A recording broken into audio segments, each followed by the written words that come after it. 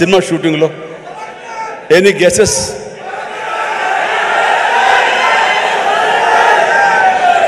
Getup scene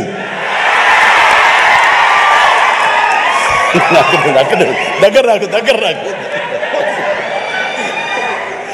అది getup scene. Sir ఒక cinema చేస్తున్నాను సార్, నేను మీరు హనుమంతుల భక్తులే కాబట్టి మీతో షేర్ చేసుకోవాలని. ఏం సినిమా? ఎవరు? మన తేజ తెలుసు కదండి, తేజ చేస్తున్నాడు, ఇలా ప్రశాంత్ అని డైరెక్టర్, ఏమంటే భలే ఉంది అని చెప్పి సినిమా గురించి సినిమా గురించి చెప్తాడేమో అనుకుంటే తను తన గెటప్ తన క్యారెక్టర్ గురించి చెప్తూ వచ్చాడండి. మొదటి వరకు బాగుంది, తర్వాత నిన్ను ప్రమోట్ చేసుకోవడం నాకు కొంచెం ఇంకా బాగుంది.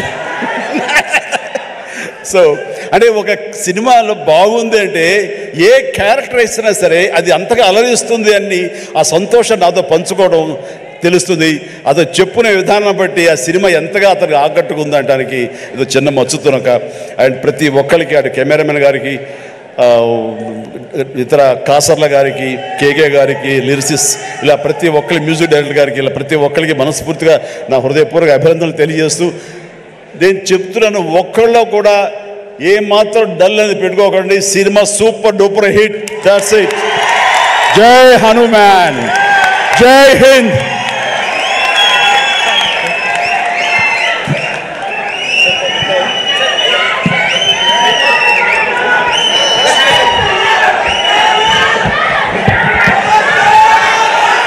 ఒక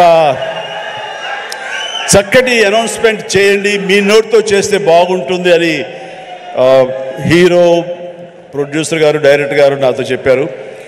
ఈ సినిమా రామమందిరం అన్నది ఇదే సమయంలో అక్కడ రావటం, దానికి మా అందరికీ ఆహ్వానం రావటం, రేపు 22వ తారీఖు మేము అక్కడికి వెళ్ళేందుకు అన్ని రకాలుగా సంసిద్ధం అవటం, ఇవన్నీ కూడా ఒక శుభ పరిణామం. ఆ సందర్భంగా వీళ్ళు ఏమన్నారంటే, మా సినిమా ఆడిన రోజులు వచ్చే కలెక్షన్స్లో ప్రతి టికెట్పై 5 రూపీస్ రామమందిరం అయోధ్యకి ఇవ్వడం కోసం సమాయుత్తం అయ్యాడు అని చెప్తుంటే ఇది వండర్ఫుల్ అండి. మీ యొక్క స్వకార్యంతో పాటు దైవ కార్యానికి కూడా మీరు నడుము బిగించినందుకు ఆశీస్సులు నిండుగా ఉంటాయి. ఈ సమయంలో ఎవరు ఇతోధికంగా ఎంత ఇచ్చినా సరే డెఫినెట్గా ఇది ఒక బృహత్కర కార్యక్రమం, చరిత్రలో నిలిచిపోయేటటువంటి ఘట్టం ఈ రోజున రామమందిర నిర్మాణం. కాబట్టి మీ యొక్క ఆ పుణ్యం కూడా మీకు దక్కుతుంది, మీ అందరికీ అది వరం అవుతుందని కోరుకుంటూ విజయాన్ని సాధిస్తుంది అంటూ ఎలాంటి సందేహం లేదు. God bless you all.